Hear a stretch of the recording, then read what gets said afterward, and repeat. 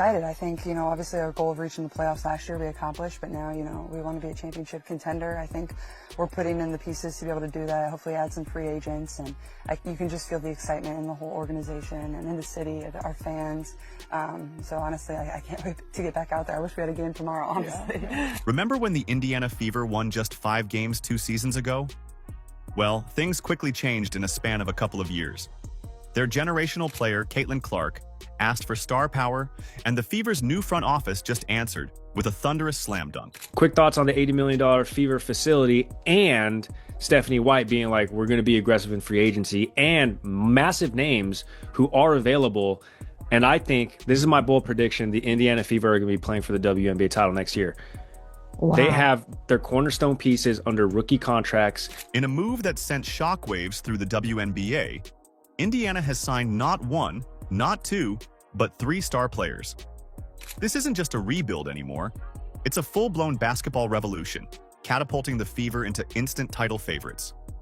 Want to know who these game-changing players are and how they fit into Indiana's master plan?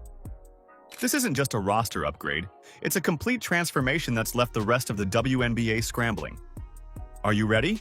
Let's go. There are big-name veteran pieces that the Fever have money to go get to put them in position to be playing for a WNBA title. That's my bold prediction. Let's rewind to the days when the Indiana Fever were the laughingstock of the WNBA. It wasn't that long ago. Just 2 seasons back, they hit rock bottom with a measly 5 wins. It seemed like they were stuck in a never-ending cycle of losing. But then, something changed. The Fever started making moves that turned heads across the league. We felt this way to begin with, that the Fever were going to be a destination because you have Caitlin Clark, you have Aaliyah Boston, and you have a really, really young team. And I think now with Steph White, who is hands down one of the best coaches in the league, and we saw that with Connecticut, even though they fell a little bit short, I think that, this is going to be big. And first, they drafted Aaliyah Boston with the first overall pick in 2023. A generational center in her own right. Yet, the Fever still ended up with a measly 13-win, 27-loss record.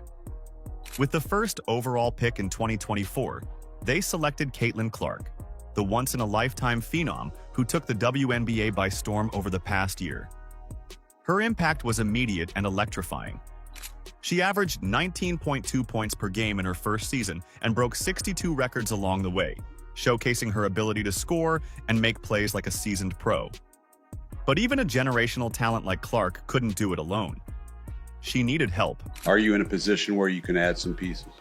Yes, we are. We're definitely in a position. And I would think that if you are a smart basketball player and you watch the way she plays, you would want to play with her. That's where the Fever's core of Aaliyah Boston, Kelsey Mitchell, and Lexi Hull came in.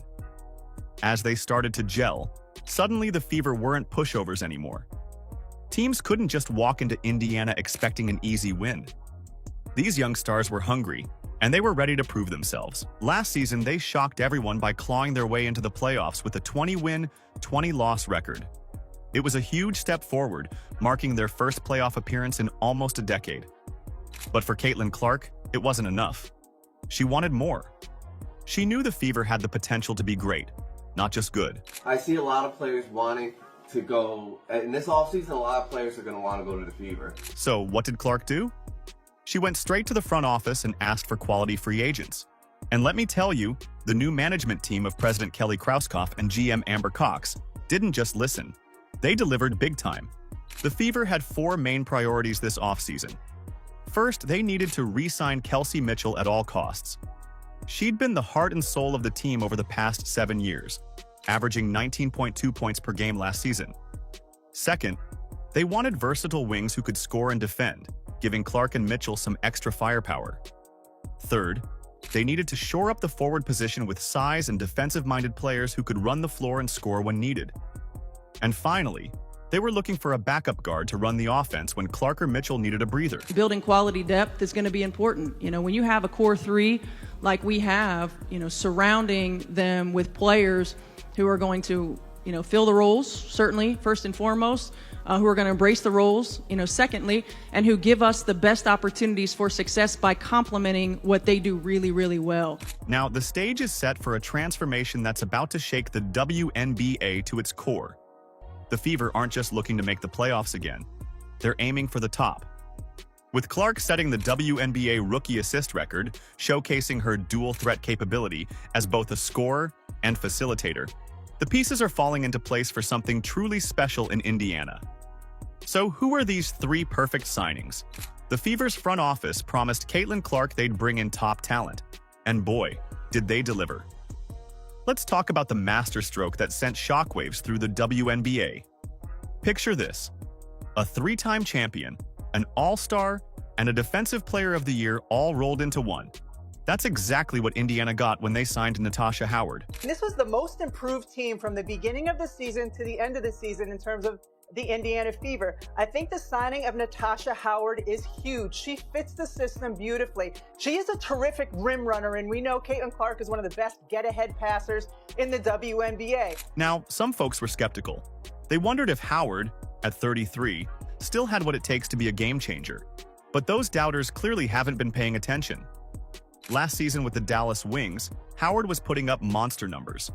We're talking 17.6 points, 6.7 rebounds, and 2.9 assists per game. And she did it while shooting a blistering 45.6% from the field. That's not just good, that's elite. She's also outstanding in the pick and roll. She is a floor spacer, and she brings experience. The Indiana Fever made the playoffs last year for the first time since 2016, and in that first game, none of their starters had any playoff experience. Natasha Howard has over 50 games of playoff experience, three-time WNBA champion. She fits them beautifully. But here's where it gets really interesting. Howard isn't just a scoring machine. She's a defensive juggernaut. Remember when she won Defensive Player of the Year back in 2019? Well, she hasn't slowed down one bit. Howard's the kind of player who can lock down the paint and still have the energy to run the floor on fast breaks. It's like having a Swiss Army knife on the court. She can do it all. Natasha Howard throws it right to... Oh! Anthony Rice to Kennedy! Oh! Defensive Player of the Year in the WNBA! You should just lock it up! John can't give it to him, and right there is Howard with a block. Another one rejected by Howard. And let's not forget about her championship pedigree. Howard's got 3 WNBA titles under her belt. She knows what it takes to win when the pressure's on. That kind of experience is priceless, especially for a young team like the Fever. In fact, she has more playoff experience than the entire Fever team combined. You can bet she'll be in Caitlin Clark's ear, sharing all those championship secrets. But wait, there's more. Howard's not just a defensive specialist. She can stretch the floor with her three-point shooting. Are you ready to see what happens when one of the league's best defenders starts draining threes? It's going to open up a whole new world for the Fever's offense.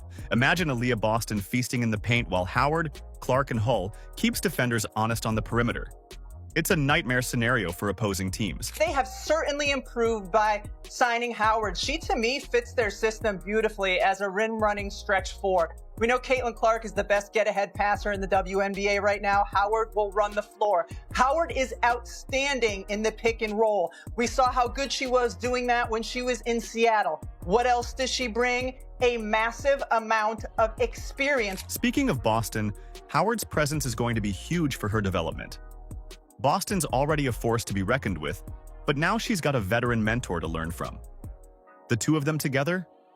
That's a front court that's going to give the rest of the league sleepless nights. But the real magic of this signing is how it transforms the entire Fever team. Howard isn't just filling a need. She's changing the whole identity of this squad. With her on the court, Indiana isn't just a team with a bright future. They're a team that's ready to win now. So remember, all the conversation for Indiana going into the playoffs last year, first time they'd made it since 2016, was how little playoff experience they had. You see, now they have 33 games. In that first playoff game against the Connecticut Sun this past season, they had 0 playoff experience from their starting 5. Howard brings playoff experience. She's won 3 championships with both Minnesota and Seattle. So to me, she's a huge, huge piece for them. Just when you thought the Fever were done making moves, they pulled off a trade that left the WNBA world stunned. Picture this. Nalissa Smith, once considered the future of Indiana's front court, suddenly on her way out along with the 8th pick in the 2025 draft. Fans were confused. What were they thinking? Then the other shoe dropped. In return, the Fever got Sophie Cunningham and the 19th pick. But was it worth it? Let's talk about Cunningham. She's not just a player, she's a force of nature on the court. A versatile wing who can score, defend, and light it up from beyond the arc. Are you ready for this? Cunningham shot a blistering 37.8% from three-point range last season. That's the kind of sharpshooting that can turn a good team into a great one. Why does everybody hate Caitlin Clark? And do God. do you hate Caitlin Clark? Come on, talk dude. to me. Absolutely not. I think that she's a gem. I didn't know her, but All-Star Weekend, we kind of bantered back and forth a little bit. And she's lovely. She has a lot of pressure on her shoulders. And I think a lot of people always have a lot to say with people they don't even know or shoes they've never been in. And for me, I think she's handling the pressure very well. She's doing a lot of great things for women's basketball. And I'm a fan. Like, I would love to play with her one day, for real. But here's where it gets really interesting. Cunningham isn't just about putting points on the board. She's known as an enforcer, the kind of player who makes opponents think twice before driving to the basket. Remember how we said the Fever needed someone who could rough it up in the paint? Well, they just got her.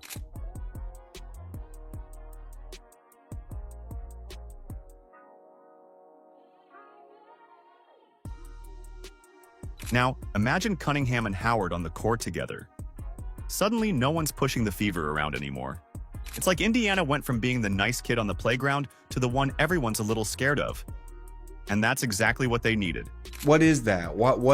It might not be from you, but like what is it feels it's not hate, but is it jealousy? Is it envy? Is it just like, what is it? Yeah, I see both sides. I'm not an extremist in any way. Yeah. And so I like to see both sides of each party. I think when you have older people in the league, they work their tails off and they didn't get the recognition. They don't get paid millions of dollars before they even step on the court. You know what I mean? And for them, it's all about, okay, well, what are your stats? What are you doing for the actual game? Like, while you're playing. Yeah. And then for them. But let's not forget about the numbers. Cunningham averaged 8.4 points, 3.9 rebounds, and 2.0 assists per game last season. Those might not jump off the page at first glance, but they tell a story of a player who can do a little bit of everything.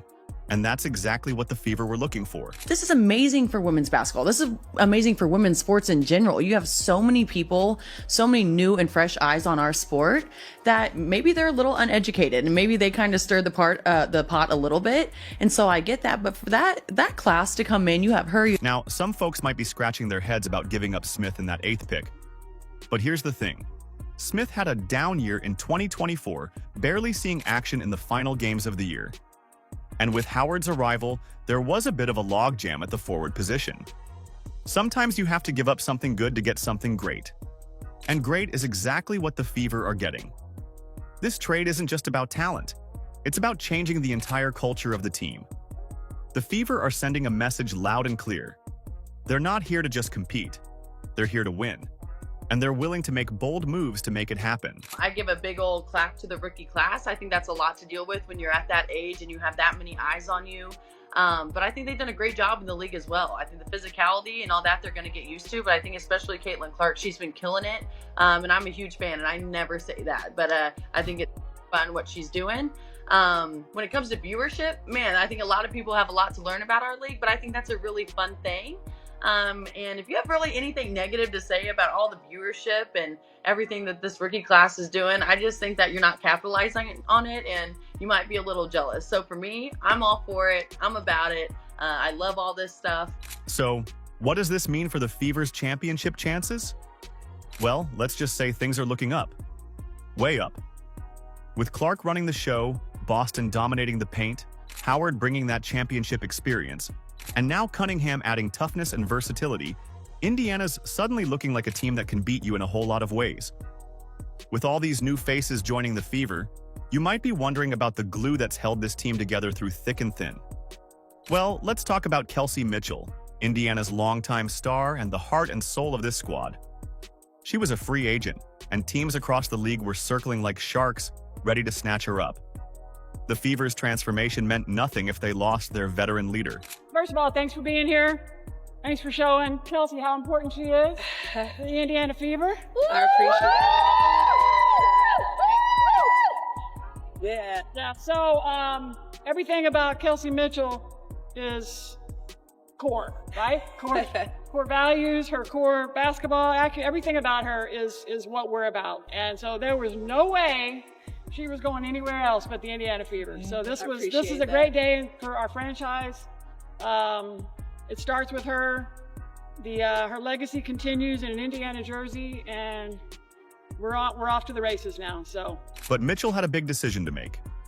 Stay with the team that drafted her or chase success elsewhere? Here's where it gets good. Mitchell didn't just re-sign. She made a statement that's got Fever fans buzzing with excitement. Picture this. Mitchell's standing at the podium, a big smile on her face as she says, Anything you want to say? No pressure. I just want to say thank you guys from the bottom of my heart. Indiana has been my second home since I went pro. So this is the only city I know. And so to see you guys open your arms up to me, I kind of remember every employee I run into. Whether you're a janitor, camera person, I like to be that person. And so that was a big part of me coming back because I got a chance to meet really great people. Can you feel the energy in that room? The connection between Mitchell and the fans? The excitement about teaming up with Clark? It's electric. Then I met one of the greatest people in the world, Caitlin Clark, who just ran the basketball world. So I think together we hope to make you guys proud. We hope to make you guys feel like you're a part of our success and our journey. And I'm here. Let's do this. Now let's talk numbers for a second. Last season, Mitchell was on fire. She averaged 19.2 points per game, shot 46.8% from the field, and nailed 40.2% of her three-pointers. Those aren't just good numbers, they're career best numbers. And you know what? I've got a feeling she's just getting started. But Mitchell's return isn't just about keeping a star player. It's about believing in the Fever's vision. It's about unfinished business. Remember when the Fever made the playoffs last year? Well, Mitchell's not satisfied with just making an appearance. She's here to win it all. I'm a Fever girl again. I'm excited. Kind of missed this court. Yeah, I'm a Fever girl again. A lot of went into this decision based on what I needed for myself and obviously for my family, my friends. And India's a second home, so I thought I'd give this thing a go. And the Fever's front office. They knew exactly how important Mitchell was to their championship dreams. Just listen to what President Kelly Krauskopf had to say. Kelsey has been a foundation of our franchise for many years, and we are thrilled to see her return to the Fever. That's not just a statement. That's a declaration of intent. Now, let's talk about what this means for the Fever. You've got Mitchell, Clark, Howard, Boston, and Cunningham all on the same team, with Hull and Berger coming off the bench. That's not just a lineup. That's a wrecking crew that's going to give opposing coaches nightmares. Just figure out where this program's going, what we're trying to accomplish. And based on, the way in which I like to see myself playing. I could do that with people like Caitlin, people like AB, people like Liz. The list goes on with Lexi Hall, Grace Berger. So I'm excited about the group we have. And I get to play alongside some really great people. So here's to being a Fever girl. But hold on to your seats because the Fever might not be done yet. There's still cap space left and rumors are flying. What if I told you they might have room for one more near-max player? Someone who could take this team from contenders to favorites. Are you ready for the twist? Mitchell's career-best season last year might just be the beginning. Word is she's been working on something special this offseason, something that's got her teammates buzzing. What could it be? A new shooting technique? Improved ball handling skills? Whatever it is, it's clear that Mitchell's not resting on her laurels. She's hungry for more. To the fans, I think you guys are a big part of my decision, a part of Indiana being home for me. The fans have also grown to be, family for me. So knowing what the atmosphere feels like, some of the love that was poured into me down the stretch of last year, I feel great about it. So I'm grateful. I'm definitely grateful. The Indiana Fever aren't just building a team. They're creating a dynasty right before our eyes. From rock bottom to the top of the mountain in just 2 years? That's not a turnaround. That's a basketball revolution. With Caitlin Clark leading the charge, supported by a star-studded cast of Natasha Howard, Sophie Cunningham, Aaliyah Boston, and Kelsey Mitchell, the Fever are primed to take the WNBA by storm. The rest of the league better watch out because Indiana's coming in hot.